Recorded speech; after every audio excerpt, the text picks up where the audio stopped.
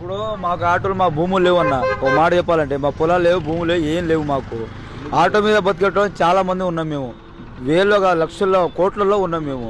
మాకు ఇప్పుడు ఆ ఫ్రీ బస్సు పెట్టిన కాడ నుంచి మాకు బాగా ఇబ్బంది అవుతుంది. ఎవరు చెప్పలేకపోతారు మా బాధ. బస్సు కోసం వర్షం పడతా కూడా దాంట్లో ఉంటారులే కానీ ఎవరు కూడా ఆటో ఎక్కట్లేదు మా బాధ. ఇప్పుడు మీ ఉద్దేశం ఏంది, ఫ్రీ బస్సులు తీసేయమని అంటున్నారా? అదే మా బాధలే కానీ ఇంకోటి ఏంటంటే మా బాధ ఏంటంటే ఆటోలు వాళ్ళ కిరాయిలు మా బాగా దొరికేది. చెప్పాలంటే మొగోళ్ళది కిరాయిలు కావు, ఆ లేడీసే బాగా ఎక్కేది. వాళ్ళ గురించి మా విన్నపం ఇది. అది కొద్దిగా మార్పు ఇప్పుడైనా కూడా మార్చినా కూడా 2 సంవత్సరాలు అవుతుంది. కొద్దిగా ఇది మార్చినా కూడా మంచిగా ఉంటుంది. పాపం మేము ఇప్పుడు ఉన్న వాస్తవం చెప్తాను, నా పొలాలు ఉన్నాయి, ఉన్న వాస్తవం చెప్పాలంటే నేను ఎట్లయినా బతుకుతా. పాపం ఆటో డ్రైవర్లు చాలా రోజుల నుంచి చాలా సంవత్సరాల నుంచి దాని మీద బతికేటోళ్ళు చాలా మంది ఉన్నారు.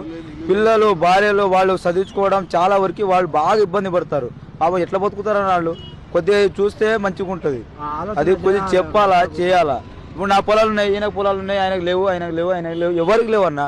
పాపం వాళ్ళు ఏడుతారు. ఇప్పుడు నాకు పొలాలు ఉన్నాయి, నేనేం చేస్తా, పొలం పోతా, లేకపోతే ఎవడైనా అప్పు అడిగినా కూడా రూపాయి ఇస్తారు. నాకు లేనోడికి ఇస్తాడా ఎవడైనా? ఏడు కదా. ఆటో మీద బతికేటోడు 500 600 కాదు, 300 200 రూపాయలు రావాలంటే పెద్ద గగనం అవుతుంది. ఇప్పుడు ఉన్న చెప్పే స్టోరీ ఏంటంటే నా కళ్ళ నీళ్ళు. మరి అంతే అన్న. మరి ఇప్పుడు మేము చెప్పే బాధ ఎవరు చెప్పట్లేదు. ఇప్పుడు ఒక మాట నిజం చెప్పాలంటే మేము 1000 రూపాయలకు వస్తే ఇప్పుడు పోతాను. ఎందుకు పోతాను? లేదు కాబట్టి. అది మా బాధ. అది కొద్దిగా అర్థం చేసుకుంటే మంచిగా ఉంటుంది.